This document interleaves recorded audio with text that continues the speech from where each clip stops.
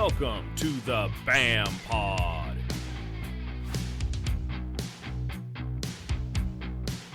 All right, everybody, welcome into the BAM Pod. I'm your host, Big Ed, and on the line tonight, we're going to start with the co-angler of Don Pedro, the man who won it all. He went out there, sat behind some of the best pros out there, and became one of the top co's. He was one of the guys who took home that first place championship trophy. Mr. Thaddeus Vinson, welcome into the show, man. Love to have you on. You're an amazing host. I actually had some questions for you on how you're so comfortable on stage, because you need to teach me how to do that. Were you like a comedian at one point? I was not. I'm just weird. No, it's one of those things that I feel like the more you're up here, the more you're up there, the more you do it, the better you get at it. I don't know. I've just always personally, I don't know. I just don't have. I just don't have any fear. Well, you do a great job. I'm trying to learn. Thank you very much.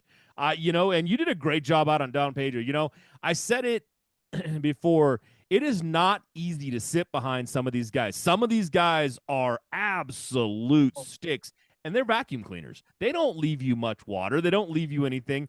And, when you were on the stage and you were talking about it a little bit, I heard one thing that you said, and it's like I think it kind of resonates with sometimes how you have to fish. And the way you fished was, I'm going to throw this thing out there, let it sit, and your pro on I think it was the final day, he goes, I can't believe how far back he let that thing go. I don't know what you're fishing, and we don't have to talk about what you're fishing at. We can. That's that fine. Sort of thing. I won't talk about what they were doing, but I don't care about talking about what I was doing. All right. Well, let's talk about it, man. You mean you were up there at Don Pedro? Have you ever been up there before? Or is this your first time? I hadn't. So I had never been there, and I didn't get to practice. I run my own business, so it's hard for me to leave for more than like 3 days at a time. So that's kind of how I do it. I just go the day before. And in my opinion, fishing as a co, the practice is not as important, because the practice to me would be finding fish, right? Right. That's what the pros want to do. Find the areas. So the only thing that I could really do is find a couple baits that they're eating, right? But right. I'm not going to go for a couple extra days just to find out, a couple places they're at, and then not go there and probably have to change my whole game plan anyway. So I just kind of prepare for everything. Like, I'll have a couple of every different bait that I think I might need. If I lose them, I'm just out of luck, which happens pretty often, but you can only take so much of the co-angler. I try to bring an empty backpack to start with just some food in it, and then I throw like maybe my rain gear in there or whatever, and just bring a small tackle box. So, I didn't really know what I was doing. I brought like a few packs of worms of a few different colors, which I'm glad I did, because after the first day, I was using a little red worm that I found from the bargain bin at Phil's. It was 99 cents. So I don't even know what it was, but it looked good. And I used all of them. I was fishing with Matt Miley the first day, and he found them pretty good. And so I was pretty lucky, because it kind of seemed like wherever I was casting, I was around fish. He was just around a bunch of them. And so I was pretty lucky. I used that red worm, and I just got the right bites, and I ended up having a good day. I think I was in 6th place. And but like I said, I lost all my worms, so I had to figure out a different game plan for day 2. And I drew Kong the second day, Kong Moa, I think.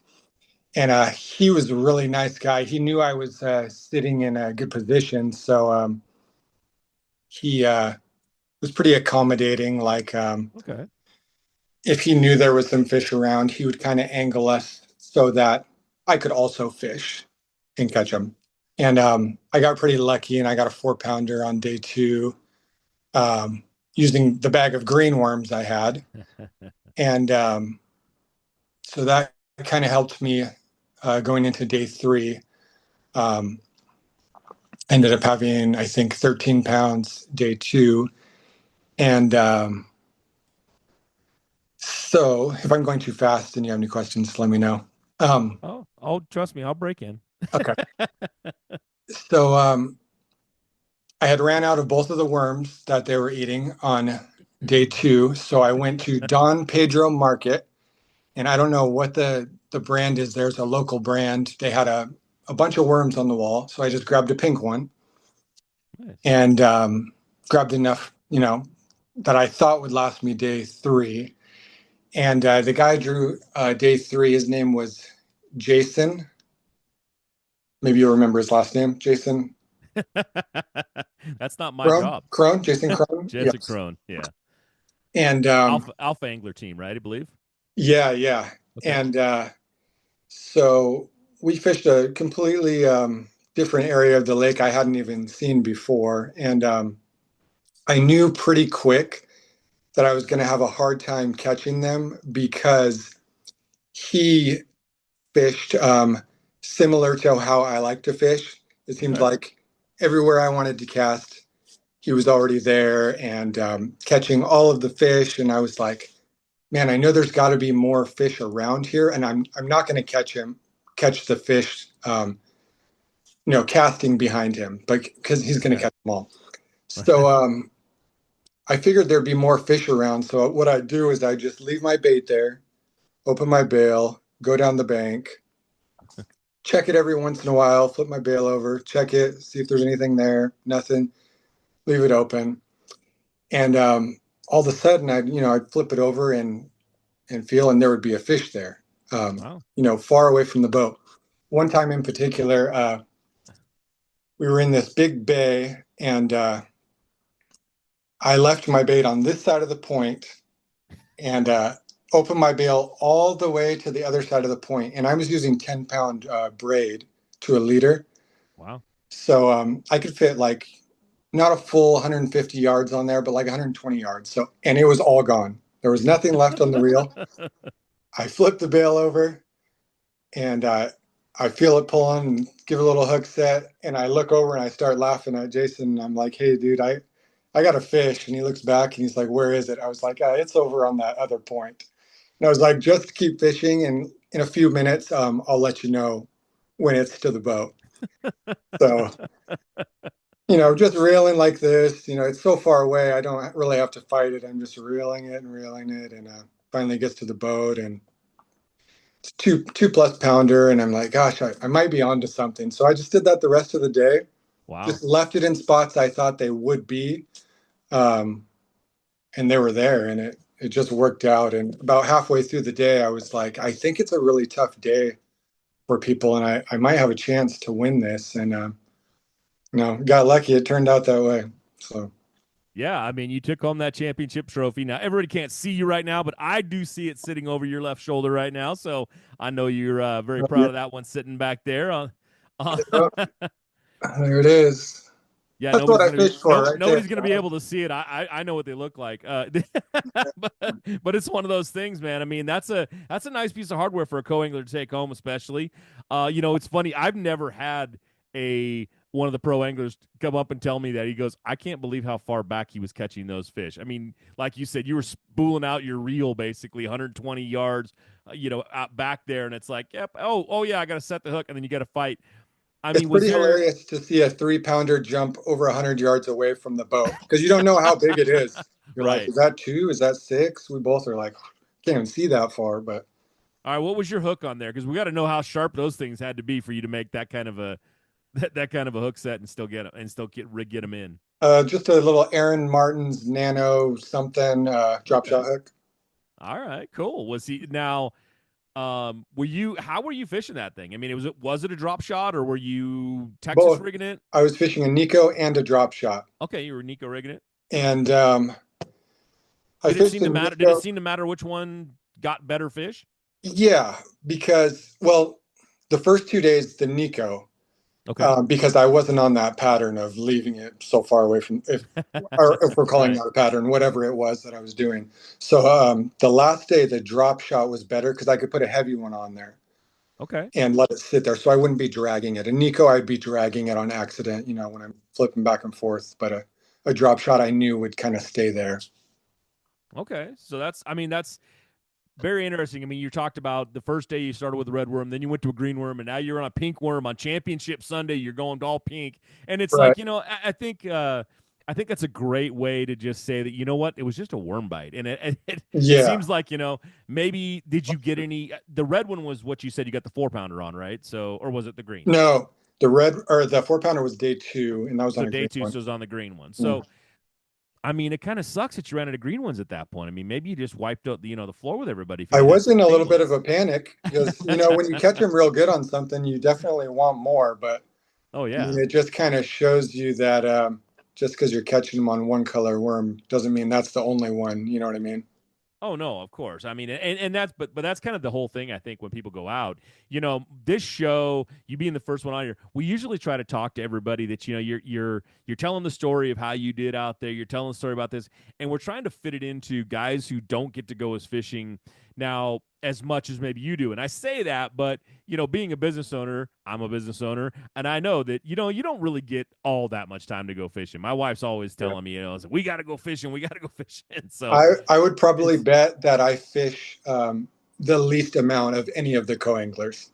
Yeah, Yeah. that I mean, and that's kind of I fish tournaments and that's it.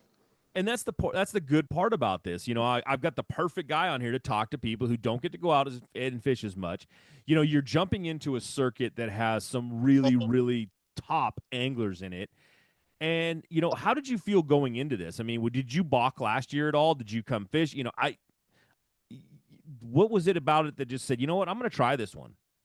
I didn't really fish the last 2 years because I was so busy with work trying to get it to a point where I could leave and not worry about it. And I'm finally there this year.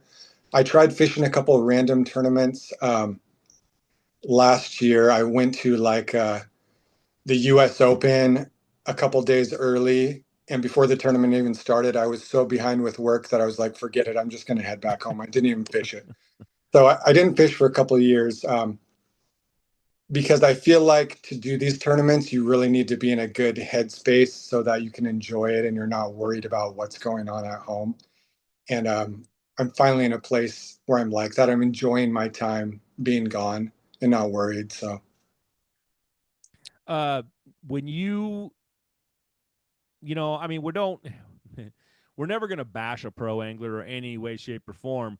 But when you've been out there, have you had really good pro anglers? I mean, have you drawn the guys and been like, man, I absolutely love fishing with these guys. every time, every single time, I feel like there's a very rare occasion. I don't know how many programs I've fished, but I've probably fished with, I don't know, at least 60 guys.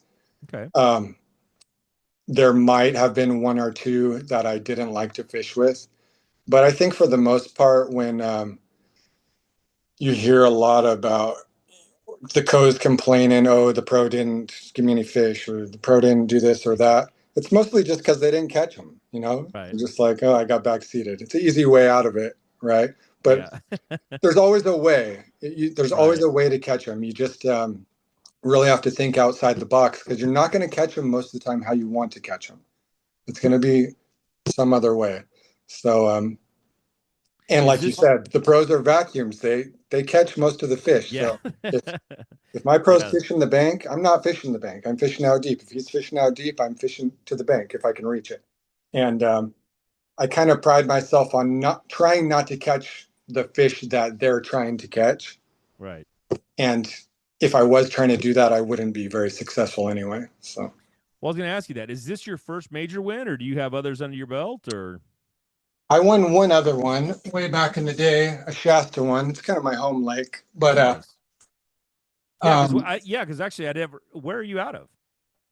I'm in Medford, Oh, you're in Oregon. Medford, Oregon. Okay. Yeah, and I've got a bunch of top tens, but they're really hard to win. It's Yes. not very often that you get a chance to actually win, and so I don't take it for granted making the top 10 anymore. It's like you never know when you're going to get there again. So No, I mean, I think Ken Moss says it pretty good up there every time he gets up and, and he makes he goes, winning these 3-day events is very tough, and you just went out there, you had a Right. 3-day event and, you drew three very different anglers. I mean, I'm pretty sure they Right. don't all fish the same. They fish differently. They're looking at it, approaching it different. And I think as a co-angler, that's probably one of the best things about these. If you can make 3 days, because you still have to make the championship. Hmm. Um, if you can make all 3 days, you're getting a really good look into how people fish. Do you take that for yourself and pay attention to what they're doing and see how they're approaching it, and use that for the next time you go out? What the flock are you waiting for? California's newest luxury entertainment destination, Chicken Ranch Casino Resort, is ready to play. Experience laid-back luxury in our modern hotel, a casino floor with views of the Sierra, and diverse restaurants and bars that'll keep you squawking for more. Experience the all-new Chicken Ranch Casino Resort, located just 60 minutes from Yosemite National Park. Visit playchickenranch.com to book your trip today. I learn something every single time, and there's no better way or faster way to learn. I mean, the things I'm seeing out there, you're not going to learn just fishing a local club tournament. Like guys that really want to learn, just go ahead and jump in there. The first tournament I ever fished, I had never even been in a bass boat before, and I just went straight into the FLW. I was like, okay, I've never went over 20 miles an hour in a boat. I've never been in a bass boat. My first tournament, and I think I fished 9 pro-ams before I even cashed a check, Wow. just trying to learn. Right. But, after 2 years, all of a sudden I was pretty good, you know, whereas if you're not fishing them, it's going to take you a long time to really learn what these guys are doing. You might not ever learn. Yeah, I mean that's what I look at, especially out here, and being on the West Coast now, as an opportunity. I mean, you talked about you fished the FLW. Now, were you fishing like the local FLW stuff when they were out here? Is that what you were fishing, or did you go back Yeah, to? like my first tournament was Havasu. I think they did like 3 events a year. It was in Okay, 2015 when I started. So, okay. I mean, because now we've got the BAM trails out here, and there's an opportunity again. And I always ask the pro anglers, hey, how does it feel to have a circuit right here that you don't have to travel so far? I mean, Medford's still a little bit of a drive for most of it, but I mean, there's still some close stuff too. I mean, for you, and I mean, like you said, Shasta's right there. This wasn't a horrible one being at Don Pedro. I'm get for a drive wise, but how does it feel having this West Coast event right here? oh, I love it. And I'm actually pretty centrally located Hmm. now because I'm fishing the Washington ones as well. Oh, okay, awesome. So I'm in a great spot. I mean, there's nothing really close to me besides Shasta, but there's nothing too far away that I can't fish. And I like the drive. It's one of my favorite parts of going to these tournaments is driving and just getting out of town. So I don't mind it at all. But yeah, it's great. I'm really grateful that you guys started this up for sure. Yeah, it's one of those ones we look at, and I, I have I have this time where I'm looking at these pro anglers and I'm trying to get the Super 60 guys going and all this, and sometimes we kind of forget about the co anglers being back there, but that's what we're trying to really focus on now is getting more co anglers to come out and getting them to come experience the BAM Trail. Talk about I'd love to ask you that. How was your experience overall with like what we do and how we do it? Do you like the way the BAM's going and what we do for you? Yeah, it was perfect. I think I could tell that everybody involved at the last tournament really cared about what they were doing. Like people were running, trying to communicate. Everybody was scrambling, making sure like the job got done, whatever it was. And I thought it was ran very well. I was pretty Okay, happy I mean, with it. yeah, you get some nice exposure out there. You get some things going. We've got about 10 minutes left here on the show, and I want to talk about Thaddeus now. A little bit about who you are and what you do and how we talked a little bit about, how you've been doing it. You've been going since what, 2015 you said, that sort of thing. Mhm. Let's talk a little let's break into you a little bit and talk some about what gets you going, what's your business and that sort of thing. Yeah, yeah. I'm not that interesting. I I was Hey. born. I'll tell you a quick version, the life Sure. story here. I was born in Alaska, so fishing's kind of in my blood. Salmon fishing and steelhead and trout. And then I moved to Washington when I was young. Wow. And growing up, it was always fishing and basketball. That was it. There's nothing else. It's just fishing and basketball. And so I'd get all the magazines, and if there's anything close, my mom would always drive me out there for the weekend. Or I've never catch any fish, but Way to go, just Mall. yeah, we'd go to Montana and we'd go to Idaho and just wherever I wanted to go, she would take me. So Wow. and then we moved to a lake. It was called Duck Lake in Ocean Shores, Washington. And there was a ton of bass on it. And there was like 20, I think there was 26 miles of lakes and canals. And I just had a little John boat. So when I was about, I don't know, maybe 13 till I graduated high school, I was always out on the water unless it was basketball season. And then I went to college to play basketball. So I kind of gave fishing up for a while and Hmm. just chasing the basketball dream, and ended up in Medford, Oregon somehow. And I knew I wasn't going to make any money playing basketball at this point. So I was 30, but I still wanted to compete at something. And so I met one of my best friends and my tournament partner now, Colby Pearson. Okay. So that's another big reason why I learned so quick. Obviously, I would consider him to be one of the best bass fishermen in the world. I mean, He I proved know it we've last. He never proved fished with that. him, He but proved that point last year pretty well. right. And so yeah, ever since then, just been fishing these tournaments and working. I started my own business, and it's for steelhead and salmon. Let's see here. Let me just show you one thing. So I make spinners, Oh, okay. Nice. and yeah, I kind of sell them all over the world, but most of my business is from Washington all the way across to New York because there's no salmon and steelhead in the South. So Yeah. Nothing in the middle much. not much. There is like in Ohio and Wisconsin, there's some stuff over there, but not much in the South. Okay, so I mean that's a you've gone from you grew up fishing, you do all the and now you're in a business of fishing stuff and selling all this out. That's awesome, man. I mean you're staying in that world, that's for sure, and that's a tough world to stay in. I mean it Yeah, just is. it is. Yeah, it was 5 years of extremely hard work. I had three jobs and this business, and then went down to two, and then one, and now this. And I would actually not recommend it for anyone. I mean, I wouldn't want anyone to go through what I went through. I remember working like 16-hour days and then coming home and filling orders at midnight, and just like my hands hurting so bad and so tired, and I had to get up at 6 the next morning to go back to work, and it was awful, but it's great now. So Yeah, I mean you put in some work. Yeah, are you married?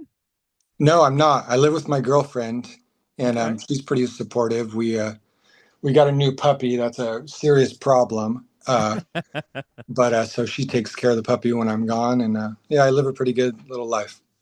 All right, man. I mean, that's, when we talk about fishing on this show, everything, we kind of want to, always want to learn about some of the guys. I only get to see you guys for, a few minutes on the stage and a little bit after that sometimes. And I love having you guys on and talking about some of the fishing and some of how you do it and how you looked at it. And, just talking, hey, I cast up towards the bank. Co-anglers, I feel like sometimes don't get a lot of the spotlight, but I think Mhm. we're gonna try to change that here on the BAM Trail. We're gonna give you guys some spotlight, and I think there's some amazing anglers out there. Now, do you have any aspirations of going to the front of the boat? I mean, we've had some guys that are doing it, I don't think so. It's so easy for me to just throw my clothes in a bag and throw some gear in a backpack and hit the road that it's like, would right? I really want to do that to myself? Um, I don't know. I mean, I know guys love it, and it just seems like a lot of extra work for me. I really enjoy fishing from the back. Hey, there's some guys out there. Chuck Cavros is on that stage up there. He's one of those guys that has really made a name for himself out of the back of the boat. And there is absolutely, and I know I'm missing a couple of them that are on there. I mean, Dante Ray, who wants to eventually come to the front of the boat. We just Mhm. had Chris Trumbull. He came to the front of the boat. We've got, and there's some anglers out there that, have made a really big name for themselves out of the back of the boat. And there's absolutely nothing wrong with that. I mean, they've had some really good careers and they've loved what they do and traveled all over the place. Do you see yourself going anywhere other than, here on the West Coast trying to make some of the big circuits back there, or is this because we're going to grow, we're going to be a big circuit, but you know, Yeah, I'm not sure right now. I'm just enjoying what I'm doing at the moment. I'll keep trying to win a boat. I keep telling myself yeah. I got to win a boat first, but well, we'll see how that goes. No luck so far, but until then, I'll just keep enjoying the back of the boat. But like you're saying, there's some good co-anglers for sure. There's probably 10 or 15 guys that I think could jump to the front of the boat and immediately make an impact and get in Oh some yeah. top tens and compete. I think so. Oh Dante yeah. being one of them for sure. Yeah, Dante's going to be very interesting to watch. I mean, I think he's one of those guys. Roy Dismangles, that was it. That's who I was trying to think of. Yeah. Sorry, Roy. I know you're probably Paul listening. Crawford too. Paul Who? Crawford is Paul amazing. Crawford. Yeah. Yeah.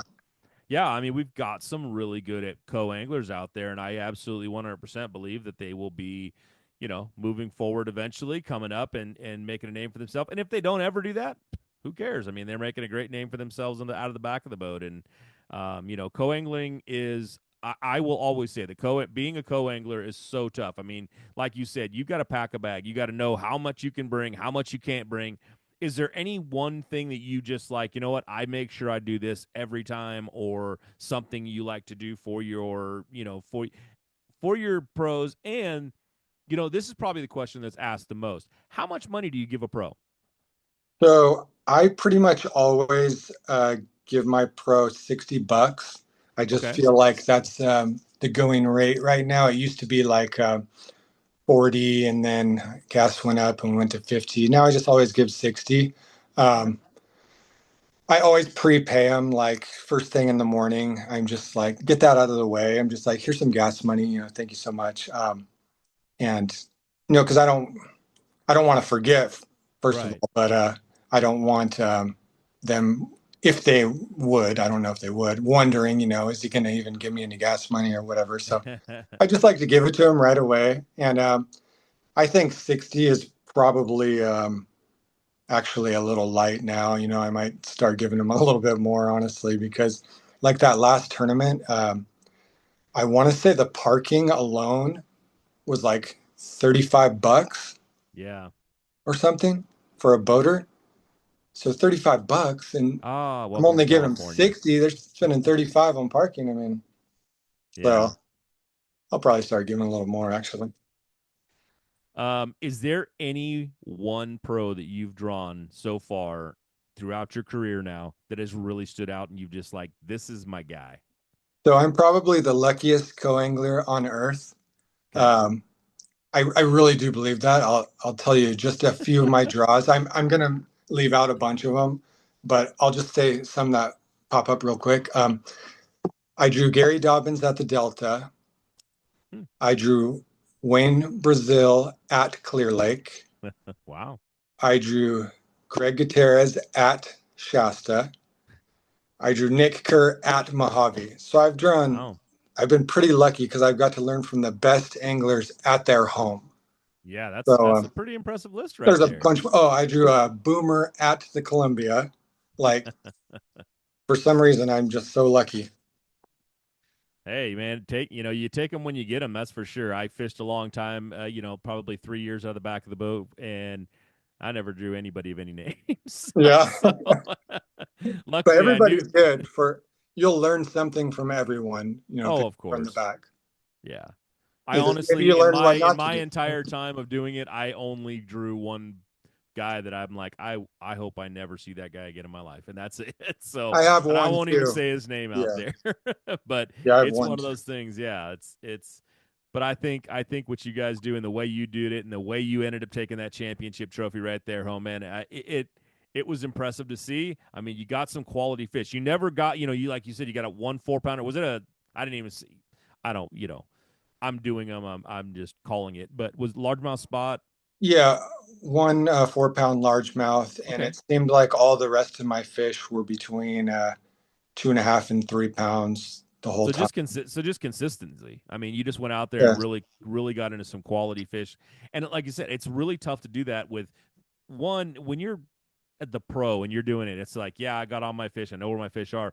You've got to find those. You got to find 5 fish every day out of the back of somebody else's boat. That right there is what absolutely 100% just makes me go, yeah, that's a great job you did, man, catching that Yeah, fish. that's the way I look at it. It's like, some guys go and practice and they get a good bite on a spinner bait, or maybe 2 good bites, and they're like, oh, I'm on something to catch, big fish. But you got to think, you got to catch 15. You got to get 15 Yeah. bites.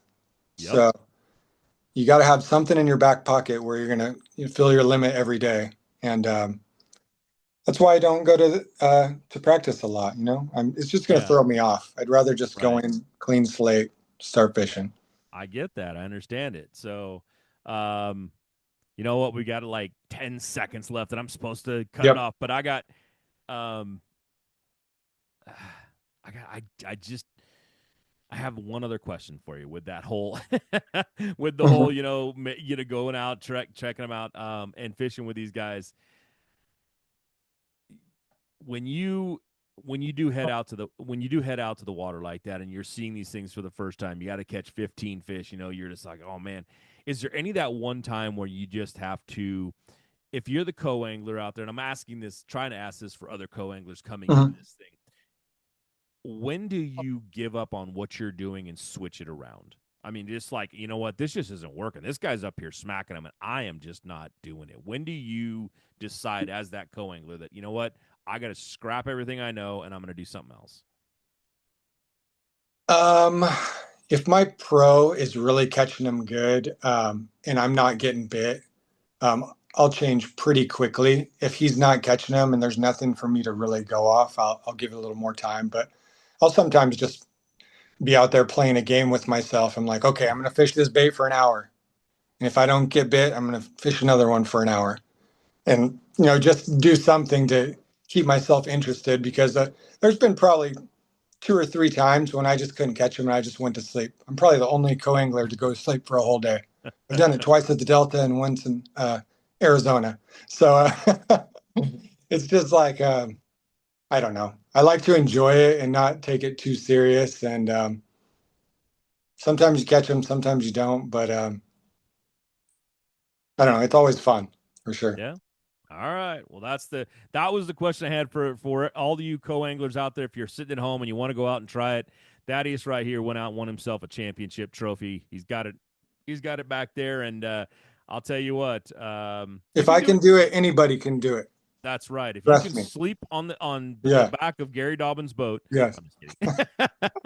And then go out and win a championship a few years later, hey, you're right there. So, hey, come on out and fish with us. That is the end of the first part of this. Our next angler coming up, we have the pro who won on Don Pedro, and his name is Christian Ostrander. So, guys, tune back in just a second. Keep it right here. I guess I shouldn't even say tune back in. Keep it right here. Thaddeus, thank you so much, man. I really appreciate it. Thank you so much. It was a great show, and I can't wait to see you up on the stage again. Tackle Warehouse has been the premier online tackle shop since 2003, with a huge selection of not only the latest and greatest from the biggest brands, but the hard-to-find regional specialties as well. Tackle Warehouse. Click, save, fish. Hey folks, Randall and I want to talk to you real quick about choosing the right electronics mount for your bass boat. Mark and I have been partnered with Bass Boat Technologies from the very beginning, and we know the quality and effort that Van Foster has put into this company. Custom, that's the one thing that I think about whenever I think of Bass Boat Technologies. Van Foster has spent years, not hours, years perfecting these mounts. He works with just about every bass boat company out there, most models for every bass boat company out there. He has spent the time working on these bass boats. So what you get is a custom fitted mount, not some mass produced universal mount for every bass boat out there. Van makes them custom fit for your bass boat. Bass Boat Technologies also makes a lot of other custom parts. Seat pedestal plugs, tool holders, steering wheel spacers, and battery trays are all made with the same attention to detail that Bass Boat Technologies is known for.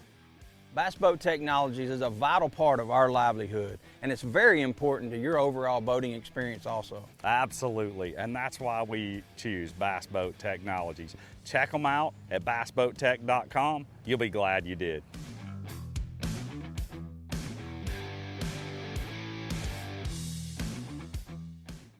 All right, everybody, that was Thaddeus Vinson right there on the first half. On the second half, we've got the pro champ on Don Pedro, Mr. Christian Ostrander. Christian, welcome to the show, man. Dude, thanks for having me. I'm still pumped up.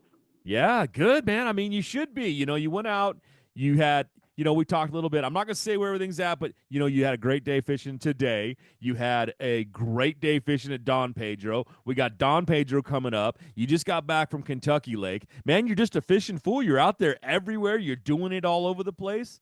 It sounds like it's a great life to be Christian Ostrander right now. It's a very fun young life. This may not happen forever, so I'm gonna give it hell while I'm young. And if it's meant to be, it's meant to be. Hey, so man, I've been having fun. Yeah, I mean, that's really all we can ask for, right? A good life and going out there doing some fishing, living the life you want to live. I mean, I think that's probably one of the best things about what's going on the West Coast right now is the opportunities that you're afforded to stay right here and actually do some good fishing. Now you're choosing to go back east and fish on the Bassmaster, right? Yeah, I'm fishing the opens. I want to make the elites, so we'll see what's up with that. You're not going to desert us now, are you? What's that? You're not going to desert us now. I love California. There's nowhere in the universe like home. This California is a dream. All this back east stuff, I hop on a plane, go back east, and sometimes I completely dread it, man. Yeah. I'm going and fishing these lakes. I went to Kentucky Lake this week. It takes 4-hour boat ride from the dam to the other dam. I want to say it's a 3.5 or 4-hour boat ride. Wow. It is ridiculously big. I have no idea where to fish, and I have a really hard time doing any research of where to fish. That's my biggest problem. I don't, I want to go fishing.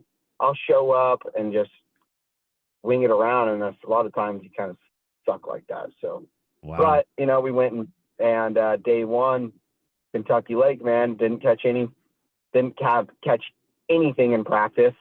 Rolled around 44-degree water temp and started scoping them with a jig, man, like 50 foot in front of the boat. And I caught some big fish and was in the top 10 day one. It was ridiculous. I couldn't even believe it. Nice.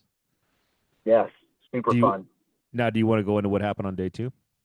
I thought I was going to whack them day two. Honestly, I caught like 20 keepers day one. I couldn't even believe it. And I was scoping them on big rocks, just throwing motor on high, buzzing around these big mud flats, and I'd see some rock or some stump and see a fish hanging around it or on top of it, and I'd pitch the jig over there, and it would just mollywop it. It would just the whole rod would just bow up. So day two, I thought no problem. It was going to go down, and I caught 2 off the bat, threw them in the box, didn't weigh them, so we're going to cull these here in a few hours, no big deal, and that's all I caught that day. Wind picked up, wind was howling like a madman. Wow. I thought there was no way guys were going to whack them that good, so they did. Always when you think guys aren't going to whack them that good, they will. They're going to whack them. Yeah. So that's fishing. So somehow I cashed the last check with only weighing 7 fish in. So I like getting a little check. So hey, happy with it. I was going to say that's better than getting nothing for sure. Now let's compare that a little bit to what just happened out on Don Pedro. You come in here and this is your lake, man.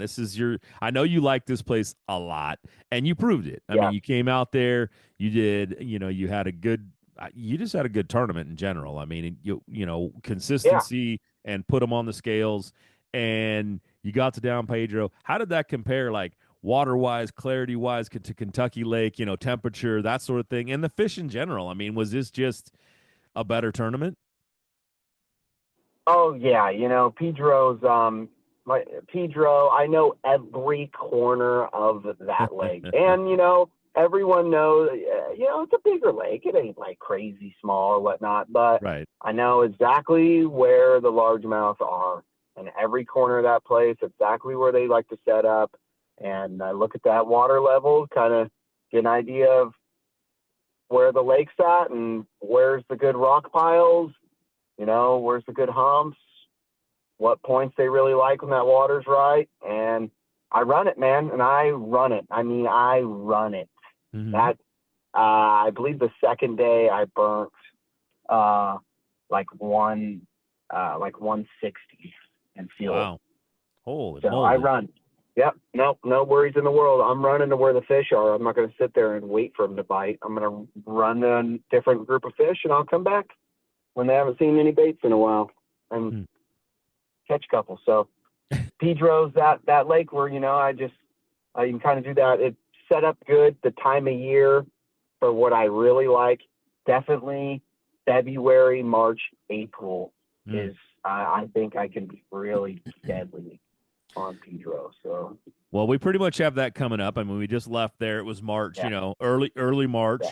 Now we're going back, and we talked about this a little, we've got the Super 60 coming up, and it is going to be coming up on March 28th, 29th, 30th, the last of the month, right before April.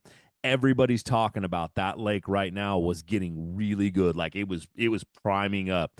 What do you see happening up there on this one? I was trying to think of what 30 was it 34, 35 that won it. You won it with. What do you think? What do you think is going to take up there? Now I know it all gets cut down to, the last day gets cut, nothing's out there. But I mean, is there going to be some big fish caught? I mean, we had a 10-pounder dropped on the scale this time. Is that going to be the only one this next event on the Super 60? There should be some big fish. There won't be a 10-pounder caught. There will not be a 10-pounder caught. No, you heard it here first. No one's catching a 10-pounder. Yep, no one's catching a 10-pounder, but there's going to be a lot more 5 and 6s caught. Yeah. So it always gets like this. There's going to be a lot more, a little better average. We're not talking 20-pound sacks. Okay, there might be a few, but it ain't going to be like that. But the average is going to be better. Instead of like that 13 to 14 and a half like we were seeing, I think a lot more 16 to like 18, maybe even 19. And once it gets warmer like this, it was already pretty warm, but you start going into March, late March like that, man, they do start eating that swim bait a little better. So we will see, man. It's lake's coming up. We got a bunch of rain coming this week, so that lake's going to do some funny stuff, and it's going to be a completely different bite. That's what I love about it is change, 100%. It's going to be nowhere near the same as it was when I won. So love that. It's going to be completely different rods on my deck, and we're going to go swinging around on them. Well, let's see. You dropped day one, you dropped 15 something on there. Then you dropped 17 on there. Or no, 18? 18, I think. 18, yeah. 18 on the second day. I love the stuff, and everybody asked me that. It's like, I just love his stoic look. He gets up there. The guy is just, he's a fishing machine. He goes up. He's done this before. He's been there. He comes up and he's just humble and just, I don't know. I didn't have a very big bag. Drops 15. Comes back the next day and he drops 18. And it's like, whatever. That's what you do here. And it's like, wow, that's just crazy that you can be so inside yourself, not like, oh man, I did, drop. Like, you're not surprised you did it. You just did it, man. And that to me is just, it's a great way to be. It's a great way, it shows professionalism, honestly, is what it shows. It's yes, I'm excited I did it. I know I can do it, and I know I can do it again. And you came back and won the whole darn thing. Now, everybody out there is going to say, well, how did he do it? What did he catch him on? Now, I'm leaving that to you, and I told you at the beginning. If you want to talk about how you did it and what you were kind of looking for, let's do that. But if you don't want to, I kind of get it. The Super 60 is a big deal. $2,500 to win $50,000, man. You might want to hold on to some stuff for that and not give it out to the boys. Florida. The name alone evokes thoughts of sun, sand, and giant bass. Florida's unique ecosystems make it the world's best bass fishing destination. Whether you're a seasoned pro or a rookie to the sport, Florida offers endless fishing opportunities. The best part? You can catch giant bass year-round in any of the many freshwater bodies across the state. To learn more, visit myfwc.com/trophy bass. Florida. Make your bass dreams come true. Even if, you could give someone the X, man, and they still, I'm not saying that, but I really had a lucky tournament. Everything did go right for me. I didn't lose any fish. I would run some of these spots and I'd catch them, man, and they wouldn't come off. And I did have like a couple nice fish jump, and then my scoops them perfectly in the net and the hook flies out. So thank goodness there was anglers, right? Or else I wouldn't have caught those fish. I was definitely looking for these points where just these longer points, and some of these points that just kind of go straight down. Pedro's got all kinds of crazy different structure. There's humps, there's saddles, like big rock piles. You can definitely find some rock piles with some big ones. But Pedro's got some points that kind of just go like, don't slope out like crazy. And man, fish really like those. There's obviously a couple key ones. I got some, like I said, better rocks, some good brush sticking out on the end of them. And I knew that. I knew where they were, where those points were when that water is at a certain level. It's all about looking at that kind of stuff. So, honestly, I caught all my fish on spinning rods. So I had a Cinco. I got this little deal dialed in with a jerk bait on a spinning rod, small jerk bait. Everyone's out there, throwing bigger stuff. And at that moment in time, they were kind of eating smaller bait. And you catch 4-pounders winning tournaments on Pedro, and elephants eat peanuts. You don't need a crazy big bait. Right. So chuck something small. I believe I had a drop shot on the deck. I'd see them sometimes kind of follow that jerk bait and fling a drop shot out there, and they'll follow it all the way down and they'll eat it. So basically that was it, man. And I threw a 5-inch Cinco, and I caught some key fish I think I caught a 3.5 on a 6-inch Cinco right at the end of the day. I had like 7 minutes to get back to Fleming. I said, I'm going to make 2 casts on this, and I caught a nice little chubby 3.5 on a 6-inch green pumpkin Cinco. Basic, nice. Very basic. I'm a basic fisherman. I do not get crazy. Everyone wants to see the rods. Everyone wants to see what's he throwing. Dude, I ain't throwing nothing crazy. Right. Stuff everyone else has tied on. I just know a little bit extra where to do it. Everyone wants to say, oh, he gets a lot of time on the water. And it helps. Yeah, I do get a lot of time on the water, but what? Yeah, you but got to put the right kind of time. Yeah, I was gonna say there's nothing wrong with that. I mean, that's fishing, right? You've got to go out and you put some time on the water. That's what it's there for, right? You go out, you go fishing. Yeah. I mean, I know this. I know this that. just like everything else. I know this about you. You're also just a fisherman. You love to just fish. I mean, it's not like, oh, you know what? I golf all day long and then I go out and go fishing. No, you go fishing. That's your thing, right? Exactly. I put it all. Yes. Yeah. So I mean, there's nothing wrong with saying, oh, he puts time on the water. It's like, well, of course. He's a fisherman. That's what if you're a fisherman, that's what you love to do is go fishing. And Christian loves to go fishing, so he's out there fishing. Exactly. And you got to put the right kind of time in out there. It's different going and checking spots. When you're out there practicing, you gotta think. You're fishing against the fish. You got to think of what the fish are doing. Right. You got to realize this kind of stuff, man. I feel like a lot of guys are just going out there. Ooh, that point looks good. Ooh, this spot looks good. You're not really thinking of what these fish are trying to do, what the weather's doing the next couple days leading up into it. Yada yada. You just got to really think about all these variables. So, and like I said, big deal is you're fishing against the fish, man. I had a big combo a couple like 5 or 6 days before that tournament with my good buddy John Vano, man. And he just says put the blinders on, and I've been really thinking about that more the last couple weeks. Is these horse races, they put the blinders on these horses because they're just those horses, it's all about whatever, yada yadas. So put the blinders on, man. That's all I've been doing, thinking about the fish. Don't worry about anyone else, what anyone else is doing. figure out the fish and go catch your fish. So been pumped up, and that's what I kind of did at Kentucky Lake, man. You know, Yeah. I didn't have a clue about Kentucky Lake. Dude, I didn't have, I just went and started hopping around on some spots and started catching some fish, doing what I like to do. Big fish eat jigs when the water's cold. So went and did it.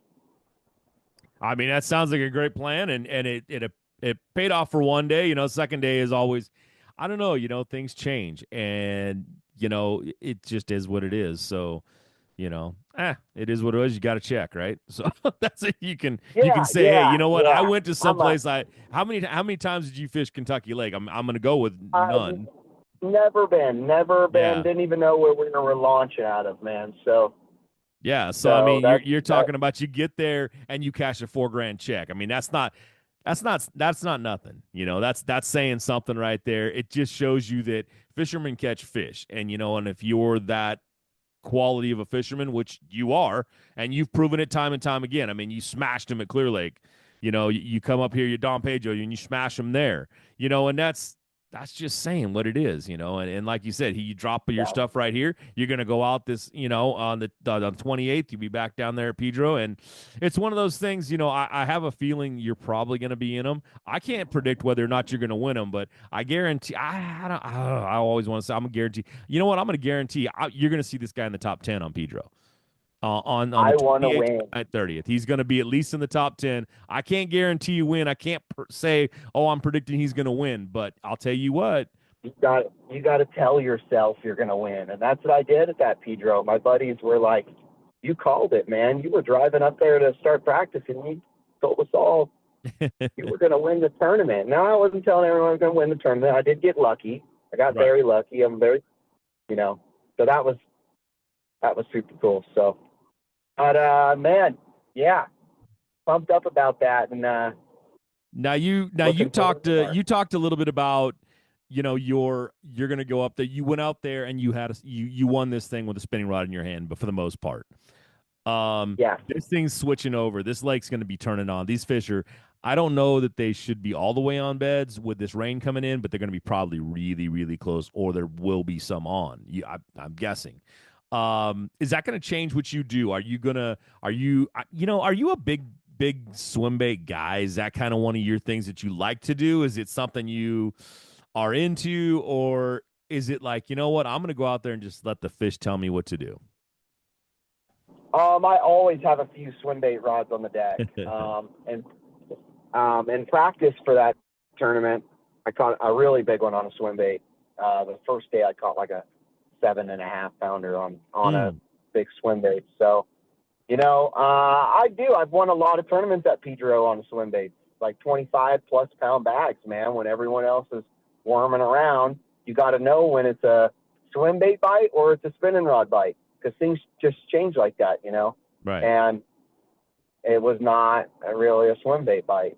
So, you start getting all that pressure, you know, and it just gets funny. But there's times you get all that pressure still on Pedro and they munch a swim bait, man. The fish are it's just alive out there. So, but yeah, I'm a big swim bait guy.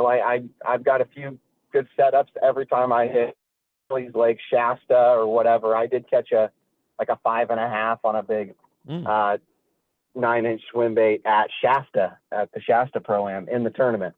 So that was cool. Tucked that puppy over a point and caught a big old fatty largemouth in the Pro-Am. Dang, that was that's a good fish up there for sure. yeah, same point. Yeah, same point in practice. I caught like a 10-20 or some crap. Oh, so at Shasta, you gotta quit. You gotta quit. Like 2 weeks before. You gotta quit practicing. You're getting all these big fish in practice, goodness, man. I had to get out of the house, man. I had to go up there, dude. Wintertime, you know, it's hard to stay crazy busy guiding. You know, everyone doesn't really have money in the holiday months. So I had to get out of town, man. I went up to Shasta a couple weeks before and caught some fish. So, hey, nothing wrong with that. Going out fishing and, you know, it's good out there. You know, I'm going to ask this question. It's going to be a little one. I'm hoping to get a certain answer, but we'll see what I get. Yeah. You know, we're going into the Super 60 now. It's going to be some really big sticks out there. Who is your biggest competition out there? Definitely on Don Pedro. Pearson. Randy is unreal. Yeah. Okay, Randy is unbelievable on Don Pedro. He knows way more than me on that lake. That's going to be a hard one, man.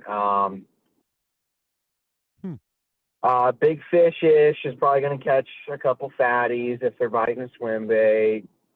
Man, Moss, somehow, some way, he's probably going to stumble into some fish. It's just what's going to happen. Yeah. So, Hayden knows that lake well. Luke will probably figure some stuff out. All the guys, they're going to catch them. So it's a lot of competition. So we will see. But that it's really weird. That's not what I was looking for. I was really looking for you to come out, stand there on the mic and go, me. No, I really thought it'd be no. yourself, like what, the only person you got to keep, you talked about them blinders. You got to keep them blinders on. Come on now, Yeah. man. I was really expecting. Yeah, I do. I was really expecting to hear, I'm you know what? you. I'm my biggest competition. I'm the guy that I got to beat the best to go out there and do this thing. 100%. When I launch that boat, man, bump a little music. Hey, got a little coffee going. There ain't no one. I think about winning, man. I think about winning. When that boat's in the water, it's over. I don't look at one dude and think that he's going to beat me that day. So, yeah, that's what I was talking about. I was kind of thinking that some bravado would come out, a little confidence in there. I see going into this thing. I mean, I felt that on Clear Lake. When the first couple days that we talked up there, it was just like, I don't know, man. You were one of the guys that I kind of. I went, you know what? You got to watch him. He's looking really good out here right now. And I said that afterwards, and you just come up and you just drop that. It was like, holy moly. And that's one of your waters. But this looks, it looks good this year for you. And I think going forward on the Super 60, is there any, besides Pedro, is there anything that you're really looking forward to in one of these bodies of water that you're just like, I cannot wait to get there? I think I know the answer to this one. Yeah, 100%. I'm freaking out about the Delta in the fall. I am obsessed with it in the fall. My favorite time of year to fish that Delta. I will burn a gazillion gallons of gas and run all over that Delta. South, north, central, you name it. I run on that Delta in the fall. You can run that whole Delta 3 days if you know exactly what to look for in the fall. So really once you know what they're doing in the fall, you can run it. Okay. There'll be a slew that I haven't even winning in practice, and I got confidence boogieing in there and catching big fish. There's big fish in all these sloughs, but once you know what's going on, and you drop that trolling motor, you look down that water, if the grass don't look right, you're out. I mean, I won't even make a cast. There's something I don't even put down the trolling motor. You just walk up front. It's like, oh no, and you're out. So that, and then November on Clear Lake, and that would be cool. You got to really cool. You got to make that one. You got to make that one, right? That's our championship this year. No, yes, sir. We'll make it. Okay. Yes. That is the championship. What do you think about? Have you been up to and fished the Columbia? I have been 2 times. Okay. So both times I didn't do too shabby whatsoever. One of them, same format. Yeah. I caught like 130 keepers. One of them. So, I was gonna say, how does that one kind of play out for you? Because that's a body of water that I think. I mean, I look at it and I go, man, that really plays into your hands right there. Because there's plenty of grass, there's plenty of fish. There's the current is one of those things. It's like the Delta without the toolies, I guess, kind of thing. And it's one of those ones that it seems like it would play into your hands. Is this something you're looking forward to? Yeah, I don't think I've ever caught a largemouth on the Columbia River. So You know, the more and more we go to that place, I think obviously the better I'm going to be. But I don't know. I think the smallies are the deal out there. So, you know, you catch big old fat chubby smallies and sit out in the current. Yeah. So God, they're big up there too, man. They're just I know it's ridiculous. So and that's something I fear I wasn't very good at, but I fished a lot of places back east in the last year and a half that kind of set up just like that Columbia River. So I'm getting more and more better at that. So hopefully I can wing it up there. But, you know, we don't got practice, so we're just going to have to, you know, look on the map and go out, pick a spot and fish it. Yeah. That ought to be fun. Yeah. So, the one I'm looking forward to all of them, but I really, Mojave's kind of, you know, Mojave's really different. Yeah. You know, I've been there once and it was not good. So I didn't have a clue. So, but I wasn't Mr. Spinning Rod when I went. And I think I'm very good with a spinning rod and live scope, at least. Nice. Heck, a lot better than I used to be. So that sounds like my Mojave dream. So, hey, I mean, that's, you know, I think that's how you become superstar, right? You got to go out there and become so adaptive and so just everything becomes your strength. You know, you go from, I wasn't very good at spin casting, and I wasn't good with a spinning rod in my hand. I wasn't this, I wasn't that. And now you feel like you are, and that just propels you up even further in this sport and makes you that better angler, right? Yes, absolutely, man. You got to be versatile. You got to be versatile, and you got to put it all in. You know, this fishing, I put everything into it. I buy the best fishing poles, the best reels, the best line. I will spend $1,400 on a setup and not even think about it once. If you want to go all into this and you want to be the best, you swipe the card and you don't look back. Nope. And there's times, man, there's times I got money, and there is times I am so broke it would blow your mind. I don't think twice about it. It doesn't even faze me. I fish. I just fish, whatever. So, no, I get it. That's awesome, man. That's the way to go at it. And you got to be out there. If you don't have the right equipment, you can't play the game right. You know, you're not going to go down. It's like, you know what? I can't afford it. I think I'll go get an ugly stick and a Shimano, you know, and some like Mitchell 300. Because what the heck, you know? Yep. I can catch them on that. Exactly. You know? Exactly. So I get that. Yeah, absolutely. So we are, you know, let me get this question in here because it is now spring. I mean, we're there, we've hit it. We got people out there, you know, going to wonder what's this thing to throw. We talked about, you know, your prevalence with a spinning rod nowadays. We talked about some swim baits. What is your go-to? What is that bait that you like throwing and love throwing just in the spring? Is this thing starting to kick off? Big fish are coming up. They're going to be spawning. What's that one bait that you just like, you know what, I love throwing this thing in this time of year? Well, it really depends where you're at, but you know what? I'm a freak about a chatterbug. I love chucking a chatterbait around. It's just a big fish bait, kind of everywhere. I mean, you could probably go up to Clear Lake right now and catch 30 pounds on a chatter. Okay. I'm a big flipper, love flipping around. You can flip anywhere, basically. Right. And you know what, man? We start getting really clear water.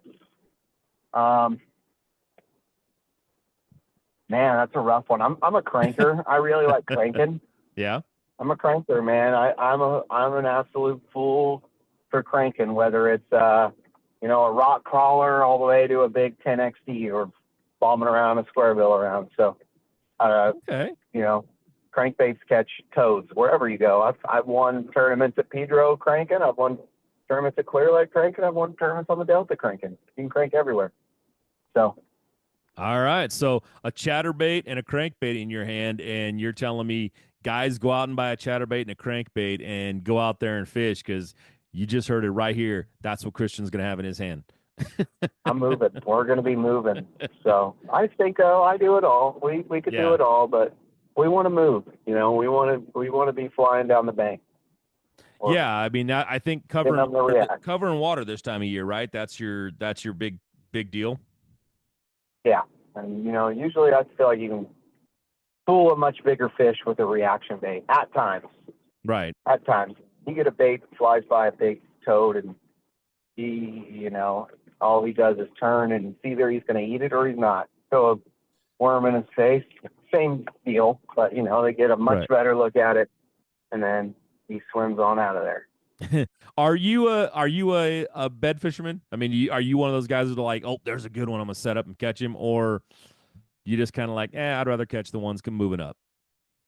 I love to do it. I have never won a tournament bed fishing. It has always been a nightmare.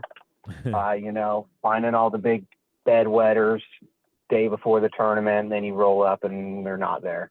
So I've been really big about finding where these fish are basically bedding or rolling around, and just making long casts in that area and getting them to bite, you know. So not necessarily visually seeing them. I've had way more success just casting around in these areas. Just covering the water that's there and going from that. I get it. Yeah. Absolutely. But you know, I've had some lucky experiences rolling up down a bank and deciding to take a peek up shallow, and they're locked, and catch a couple big fish doing that. But man, that's a gamble. Guys are way better than me at it. There's some guys that are so good at it, man. They know exactly how to tease them into biting, and I am not the greatest at it. You know, fish swims off every time. That's all right. It seems to me like you got some other things figured out because you were one heck of an angler. But Christian, this is we're pretty much at the end of the show here now, but you know what? I want to give some people some time. Tell them how they, follow you. Tell them a little bit about who you are. You know, I know who you are. I know most people out here on the West Coast, but there are going to be people listening all over the world, man, and they want to know a little bit about who they just listened to. Yeah, you know what, man? I don't think I'm that young anymore, but I'm 26. And I've just, I'm a guide out here on the Delta. That's what I've been doing the last 4 years. I actually live on the water down here at Whiskey Slough, and mainly just guide on the Delta. So other than that, I'm just trying to become the best I can be at fishing. I'm going back east, trying it for as many years as I can hope I got to go back there, try it, for I don't regret it, and stay home, California, the rest of my life. You guys should give me a follow on Instagram, Christian Ostrander Fishing, or Facebook, the same, and book a trip with me. Come on out, fish the Delta. I do a lot of Clear Lake in the fall and in the winter, or a little bit of Pedro. So love to take you guys on either one of those 3 bodies of water. All right, man. Sharpen your skills. All right, if you're out there and you want to get out and learn, man, here's a guy that can actually teach you a whole bunch of stuff. Christian, thanks for doing the show, man. Thanks for going out there and giving up some stuff. I appreciate it. Everybody, once again, if you didn't get anything from this one, listen to it again, because Christian dropped a bunch of stuff on there. We will see you in a couple weeks, man, down at Pedro again, and hope we see you up on the stage, man. I'm sure we'll see you come across at least 1 or 2 days. Let's hope for that 3rd day. All right, Christian. Thanks, man, everybody. Thanks, everybody, for tuning in. Thanks, Dad. Appreciate it. Oh, no, thank you. And we will see you on the next episode, 2 more weeks, and we'll have another great angler on here. Thanks for tuning into this show.